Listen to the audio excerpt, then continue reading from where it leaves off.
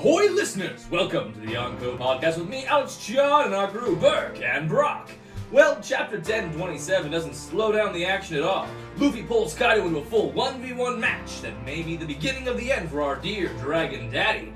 Yamato steps into a teacher role and educates the fuck out of Momo, who can be helpful to somebody, like, I don't know, his country? And finally, we get a pissed off pterodactyl going on a rampage. Will we finally learn who King really is? All this and so much more on today's episode of the Yonko Podcast. Let's jump right in. Let's set sail. Chapter 1027, Danger Beyond Imagining. I don't know if I can wrap my imagination around that. Really? I mean, it's One Piece.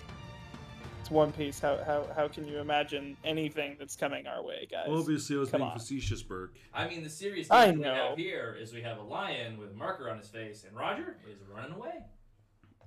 He's laughing maniacally. Pretty sure that line is Pirate King level. I bet you anything Roger turns around and he punches it in the face and he eats it like Luffy would. You know, that lion has a current Yonko and Warlord up a tree right now. I mean, there It's are a- no more it's a tough warlords, fucking so we only care about the Yonko, not the warlord, because there are no more warlords.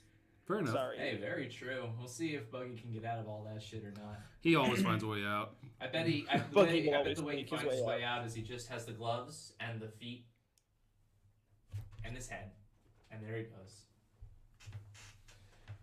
Just like in the beginning. But yeah, with that, reader Anyway. quest. Roger gleefully running away from a lion whose face he scribbled on. But get in. I think we can move on to bigger and better things, because the lion ain't the main event here. It's this As we- lion. No, in fact, it's Boss Cat Viper. Hey, be careful, yeah, don't turn Sulong. For some reason, the moon's out again as we look at Parasparrow's ravaged corpse. I'd like to believe it's a corpse, but unfortunately, It's it's probably probably fine, but you know what I mean. Probably he's just out for knocked the out. count, which is enough But for hey, me. Hey, if it is a corpse, Neko gets to feast, cause what's sweeter than a candy man? Anyway. Indubitably. You leave Sammy but Davis Jr. so- out of this. You got Neko shielding his But eyes so so- he won't continue to be in Sulong as well. Yeah. He's probably very tired after everything that he just went through, so, he deserves to rest and not go back into his crazy form. You get a Um, nice wide but shot of here- Onigashima in the sky, clouds parted, moon I out. was going to say, and here with this dialogue, all of you non-Luffy Yonko people, eat your fucking heart out, because I read about this in the journal. When Roger and Whitebeard met in combat, the heavens split open. Luffy Yonko level confirmed. Oda's like, nah, shut the fuck up. Luffy's our boy. He's up here with Kaido now. Yep. Yes. I don't know who can argue against it anymore, really. People are still trying to argue it on Reddit whenever I look at random threads. Like, so, the raid's you not know, failing. Like, it's a 1v1 at this point. Like, I don't know how else you think this is going to go, guys. Well, and also, if Oda wants to finish this as close to as soon as he wants to, Luffy needs to be up to level at this point.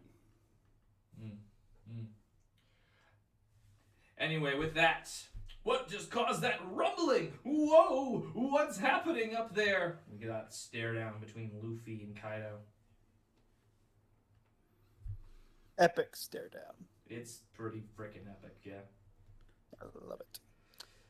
And then we finally see that Yamato wasn't necessarily holding her own as much as we thought, as Not doing she so examines her own wounds. That Thunder Bagua, I thought I blocked it, but I didn't even come close. Bloodied hand. Yeah.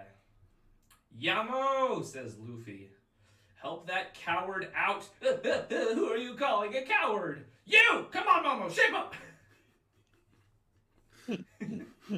Shut up! I know what I have to do.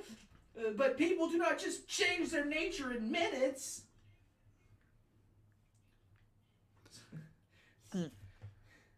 I love the constant dynamics that Luffy has with all this royalty that he becomes friends with, like Shirahoshi. He'd always call her crybaby, and he'd always have that attitude that would help.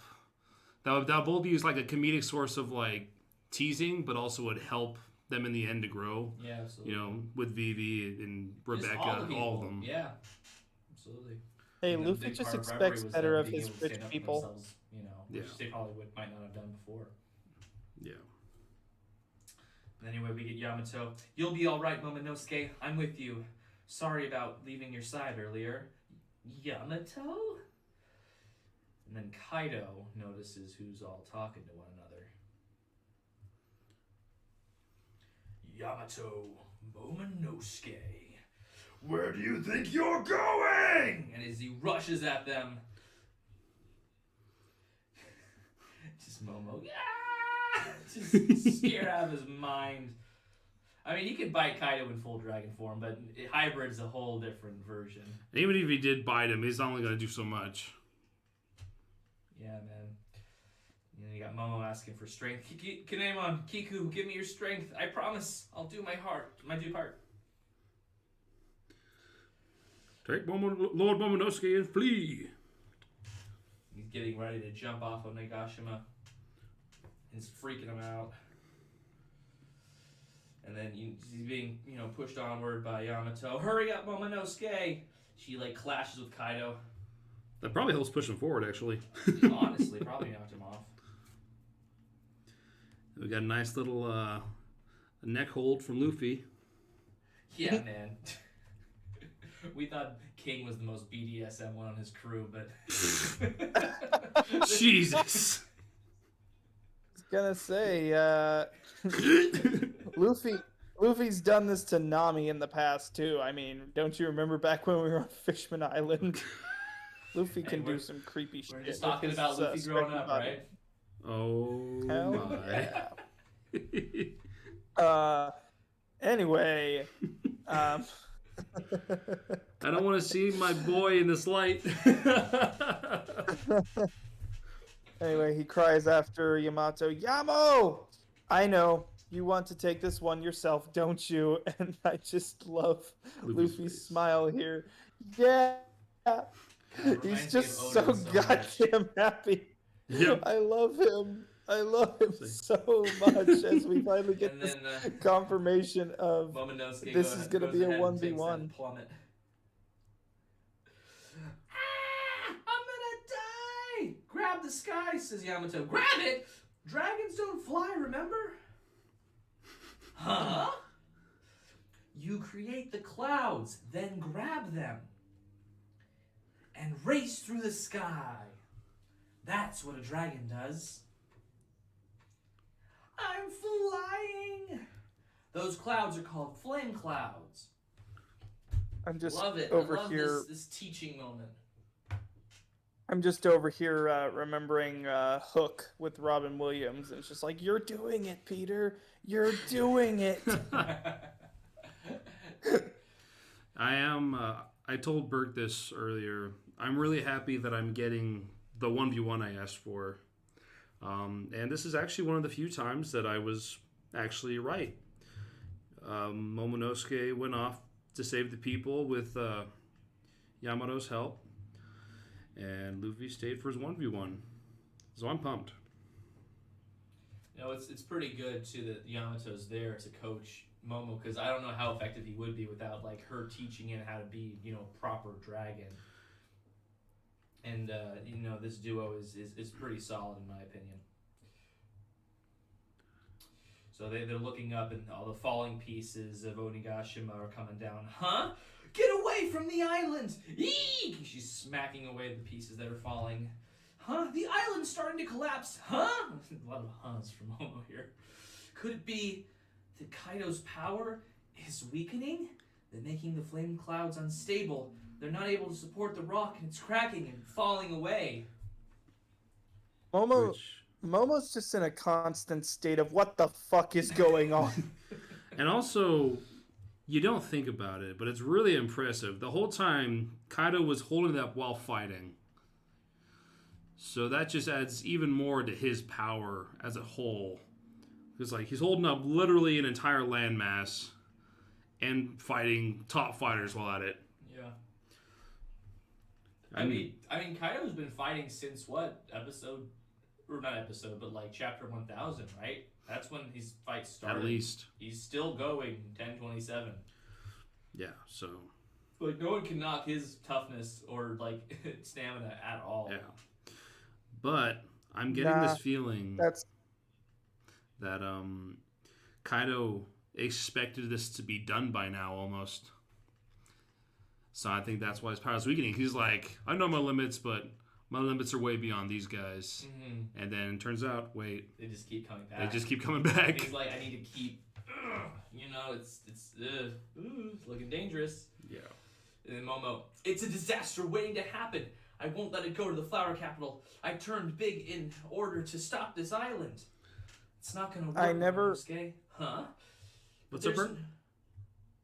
I never noticed that Momo actually smashes his head into the side of the island when I first read this chapter. So that's as much as Luffy is right that like obviously Momo is still kind of holding on to his old nature, but I will give Momo this, like his resolve is getting stronger and it's getting crazier in just how much he's willing to give up. Obviously he gave up his childhood to become an adult so he could make a bigger difference in this battle. And then on top of that, he is now physically hurting himself to try and stop this when obviously like the whole purpose of him being a dragon is he can do the same things Kaido does, which Kaido doesn't have to literally smash his head into the island to do this. Yeah. Yeah. And also you see it in the past too. Like it's been happening across the entire battle, but the most recent one was when he bit Kaido. Sorry. Yeah. You know, it's like Kaido. once he gets into the right mindset, it overpowers the fear. Yep. Yeah. So anyway, he smashes his head. It's not going to work, Momo. But look, there's no time. The capital's so close. We will arrive in no more than 5 minutes. And then another great teachable moment here, Yamato.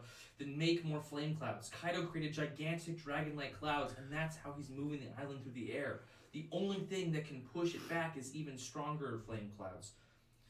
What you speak of is impossible. I only just learned how to fly. And, Momo is pretty new to this whole thing. I mean, he would only make flame clouds before when, he was, like, freaking out, like, his eyes were in twirls, like, he didn't know what he was doing. He would somehow skywalk. Now, he's, like, actively trying to, like, create them for him to walk on himself, and now he's being asked to apply them to the island. Like, and make him bigger than Kaido's. Huge ask.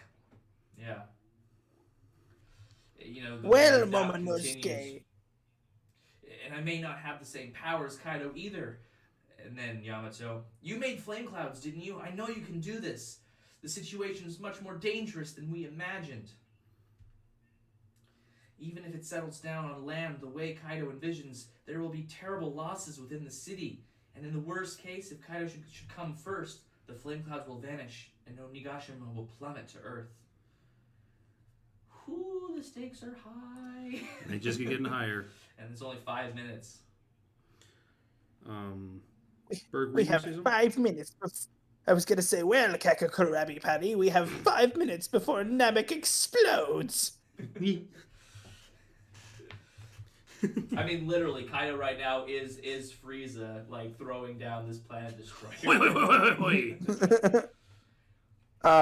But all that to say, obviously, the next panel makes it very clear, and this is just the other reason why I'm just like, yeah, no, this is it. We're heading into the end game of Wano because there's no way that this ends without Kaido being beaten and somehow that without Onigashima being stopped in some way, shape, or form. Like, there's an incredible the stakes have been. Oops, sorry, go ahead, Burke. I was just gonna say, yeah. I'll let you read right after this, because yeah, the stakes are just so fucking high right now. There is no way we can come down from this without resolving all of these things. So go ahead, Alex. Yeah, and the stakes very clear. There's an incredible stockpile of weapons within the island and explosives. Onigashima might as well be a giant bomb. At this distance, there's no way the citizens can evacuate in time, which gets rid of the potential of evacuating citizens. Like, that might have been something that Yamato could have gone down and done, but Yeah. there's just no freaking time. Yeah, literally they have to stop the island. And I like that Oda is indirectly making this clear through the story, as he is a master at doing. Mm-hmm. If the island falls, everyone will perish. Friend and foe alike. What? Then maybe we should stop Luffy and don't be stupid. Smacks him on the head, Yamato does. Youch. Yeah! You want to stop the man putting everything on his back and standing in line of danger of everyone? No one but Luffy can beat Kaido. We can't tell him about this. We have to get through this danger without anyone finding out. And you get a shot of all the kids and the people at the festival and everything, just so happy and ignorant of the situation above. Then onto the performance floor. Oh, these last few panels, man. I'm excited. It's hard. It's kind of hard to tell in the manga. I'm really excited to see how King is animated in the anime. It's going to be interesting to see, because it looks like he's using his wings to fight. Yeah, this hybrid form looks sick as hell. I can't lie. Ah, get down! Master King's totally lost it! And slices and slashes and slices, and Zorro blocks one. King's eye ever watchful. Another wing attack? Maybe, again, Brock, to your point, yeah, how this will be animated. That's what'll, yeah, it's going to be interesting. Zorro is tossed. He's flying. Swing! Runs right into Frankie. What? Whoa, Zolo! No, it's Zorro. It's not Zolo. I know. Oh, what happened to you? Super! Huff, huff. Man, he's strong. But of course he is. What's happening out there? You want help? No. Need... I love that Frankie wants to help out, though. For sure. That's nice of him. But this definitely is Zorro's fight here. It's got to be. And then we pop back over to King and Queen. Damn it, King! Knock it off with those chaotic attacks! You sliced my butt! Wish I sliced your neck. What? Pirate Hunter Zorro just damaged King's mask. Oh no. Well, no wonder he snapped. After all, nobody knows what King's face looks like. And yeah, walking towards him with those wings and those really strange positions, bro. It's kind of like interesting. A pterodactyl walking where their wings kind of go upwards behind them. Yeah, but he seems to be using them as like blades almost. Yeah, man. Burke, what do you think? It's very interesting with that. This is a very weird comparison on my part, but I always just like think of the way that Petrie in The Land Before Time would like walk when he was on the ground, and it does at least remind me of that. So they are at least doing it kind of anatomically correct to like how a pterodactyl probably would be doing that. It's like a standby form. If you zoom into King's arms under the Frankie Zorro panel, his arms do turn into the wings. Yeah, they're basically the membranes for the wings. It is very interesting. Which I don't know what his arms I don't know if he's just using his wings now. If those are hockeyed up, because it's hard to tell because he has a black suit, right? Well, I mean the thing that's been made clear about King is that he doesn't fight as a swordsman. He's a pure brawler, do what it takes to win. True. Which Zorro is not a fan of, as we will find out. No, it's kind of like, it's an interesting parallel to Luffy at the beginning of Wano, where he's just punching people with a samurai sword in hand. Yeah. You know? Wilbert?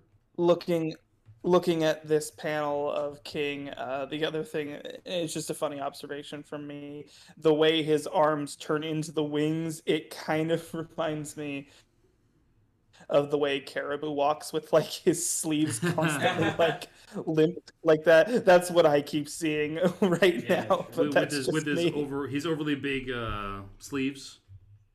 Yeah, his overly big sleeves that you don't see his hands. move on to Zoro's advice to Frankie. Sorry, Frankie. You gotta stand back. You got it. Good luck, man. Off Frankie goes. Imperial. 3-sword style. Ultra Archer. Tiger hunts and they clash. But it seems like King gets a slice of his mask taken off. He gets another but big Zorro slice off. gets fucking sent, man. Yeah, that says something about his power. But I'm honestly really happy that King is giving him trouble. Imperial because it wouldn't be satisfying if he was able to win this so easily, in my opinion. Yeah, man. I mean, this is the right hand to Kaido, and while Zorro did just cut Kaido just a number of chapters ago, He also took a lot of damage since then. Yeah, he's on this miracle drug right now. Yeah, and honestly, I'm getting the feeling from what they gave him that it's not a healing so much. That is a thing that just kind of ignores fatigue and pain for a little bit. Kind of like what Ivankov did for Luffy at Marineford. Yeah, that's kind of what it feels like. Yeah. So anyway, he busts through Onigashima, some part of the dome. This looks like the ear, and it seems like King's going with him. If you follow the panels, just Zorro coughing up blood, gets flogged. King goes in for another hit, smacks him again farther. Wait. So funny thing. I talked to Burke about this. So he's essentially trying to ledge Zorro. Yeah. And Zorro's being like, your typical gamer. And he's like, dude, what the fuck? Which also brings over me... here like he... What's up, Burke?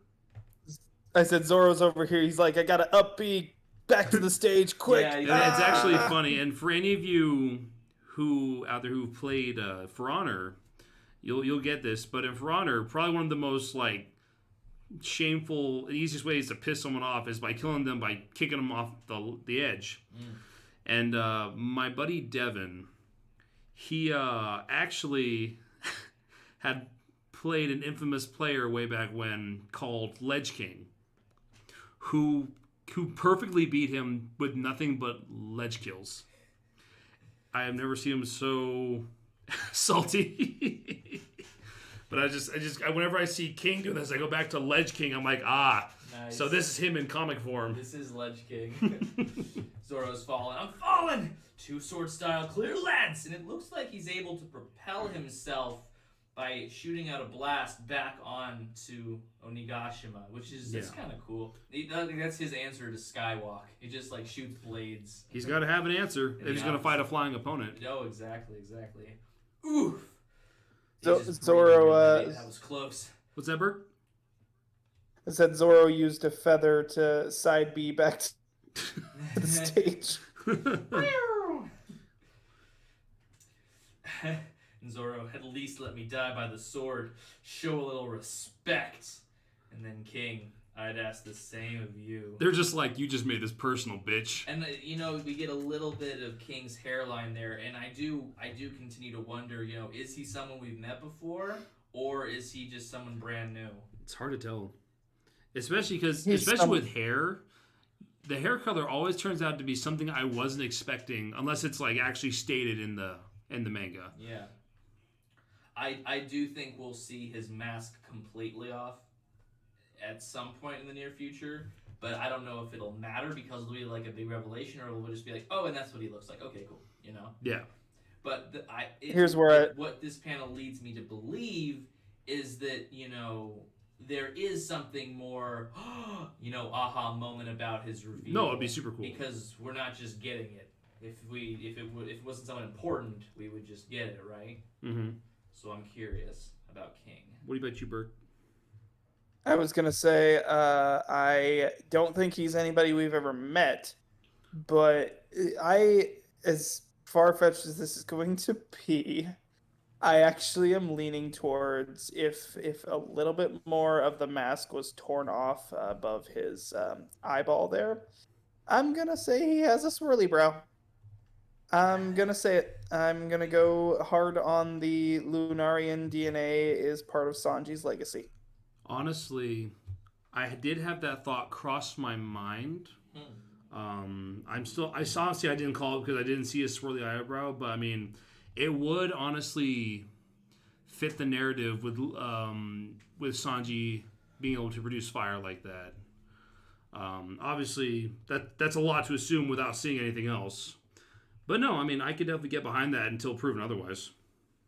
I just feel like so you have like Sanji's legacy of, he's Blackleg Sanji. He and Zoro are always, at each other's throats. Obviously, like with their relationship, there's a little bit more of that respect when they're not together. Like Sanji obviously will always say like Zoro's got our back if, things come down to it. But I could honestly just see like this being one of those things where Zoro basically gets to take down a similar style person to Sanji in the fact that maybe he's a distant relative or the DNA is matching up or something like that. Potentially the same race type deal. That's what I'm totally going down with. for that. I just think it's interesting. I think it's interesting that if you take King and Queen and you both give them to connections to Sanji, I don't know what that does to the narrative. Like, no, it's weird. I'm not against it, but it'd also be interesting. Another theory I've heard maybe about King is that if his hair ends up being green, there might be a bigger connection to Zorro, where Sanji's fighting someone that's connected to, his father in the Vinsmokes, whereas Zorro is somehow fighting someone that might be connected to his lineage, his ancestors, etc., etc. I'm not saying Ushimaru, because obviously he didn't have wings, but I don't know if there could be some connection there or not. I think we'll have to see that mask come off. Mm-hmm. So maybe just a couple more good hits. That. We get the to be continued. It doesn't look like there's a break. I couldn't find one. Nope, not seeing it. So that will lead us to 10/28 next week. Yeah, now that we're going over it, there's not a lot to actually say about this. Like, it just kept up. Besides the speculation on King, we kept up the action. Everything was really right on the page. There wasn't. What's up? That's the thing though, is like I like this chapter because it more so clarified a bunch of things that we've been speculating on for a couple of weeks now. Obviously, like the last two chapters, we were like, oh, what do we think? Is it going to be a 2v1 on Kaido? Is it going to be a 3v1?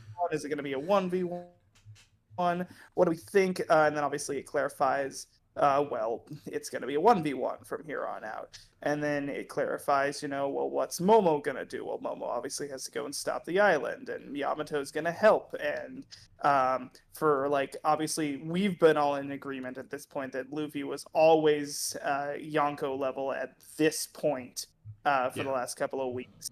And it just kind of clarifies that for people who were still on the fence about that, because it makes the comparison of, oh, well, this is exactly like when Roger and Whitebeard met in combat. The heavens split open. It's clarifying storytelling right now, and I am okay with that, because the only mystery that's now currently been introduced in this, and we already kind of had this going when we first saw King with his mask on.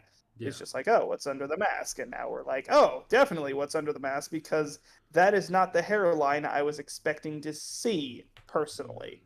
Mm-hmm. And I think it'll be even more. Go ahead, Brock. I think it'll be a lot potentially clearer when it's colored in the anime. Because like I said, it's hard to tell really what the hair color is in the manga unless it's stated. Too true. But no, I'm totally fine with getting more answers and questions for once. Mm-hmm. Well, with that, what do we think for 10/28 predictions? If you don't mind me going first, Brock. Sorry if I'm cutting you off. I think right now, so Zorro and King are on their own battlefield. A lot of people had speculated that maybe Queen and King would be taken down in the same area. It almost seems like this is more of an area for Zorro and King to finish their fight. Sanji can finish Queen on the live floor. But with that being said, I don't think next chapter will focus on these fights. I think next chapter, and it's probably a good thing that this happened for us as well, it gave us a little bit more of the main stuff, but now I think we got to cut back to Fukurokuju. We need to finish off Hawkins. Drake, and we definitely need to finish off Hawkins. Yes, we need to finish off Drake and Apu. Finish off Hawkins, or at least get an upper hand on Hawkins. See what's up with and then maybe, but I honestly lean more towards we will see something with Big Mom and Kid in Law. So I feel like if we do Big Mom, I it has to be think kind of like transposed with Hawkins Killer. Yeah, no, absolutely. I literally think all three of these things, four of these things, however many I've named, will be touched upon. Some of them will be finished. Some of them will just be like, oh, let's see how Kid and Law are doing against Big Mom. But she's not going down next chapter, if she goes down at all. Just some more of that stuff to get us there, and hopefully just wrapping up a few of these smaller fights that we really don't. We may have some investment in, but at this point, like we need to be wrapping them up soon. Yeah, I definitely think smaller fights. I think maybe nothing on some Straw Hats, like where they're all going. Yeah, I think just kind of go in line with what's happened so far. That since they showed us a bit of Luffy's fight, they showed us a bit of Zoro's. I think it'll lead into the next chapter with part of Sanji's fight. Maybe a little look at that, just so we get the big three taken care of and set for now, and then we'll go into a lot of the smaller stuff for the rest of the chapter, I'm thinking. Okay, well, I think that will pretty much wrap up what 128 we'll see. We'll see if we're right. We'll see if Oda does something completely different. He's good at that. Sounds good to me. Well, that has been 1027. Ladies and gentlemen, thank you for joining us. We'll see you again next week. Foxy. All right, listeners, that concludes this episode of the Yonko Podcast. Is Kaido on the brink? It sure seems like Onigashima is. Careful, Luffy. If you beat him too fast, Momo can't save the capital, which just happens to be the entire point of all of this. Think of the people, you monster. Also, is King someone we know? Could it be Kin from Baratier? Maybe. Probably not. But hey, what if, man? With that, see you all next time on the Yonko Podcast, Chapter Review 1028. No breaks so far. Keep that month of manga alive, Oda. Thank you. All right, boys, we're off.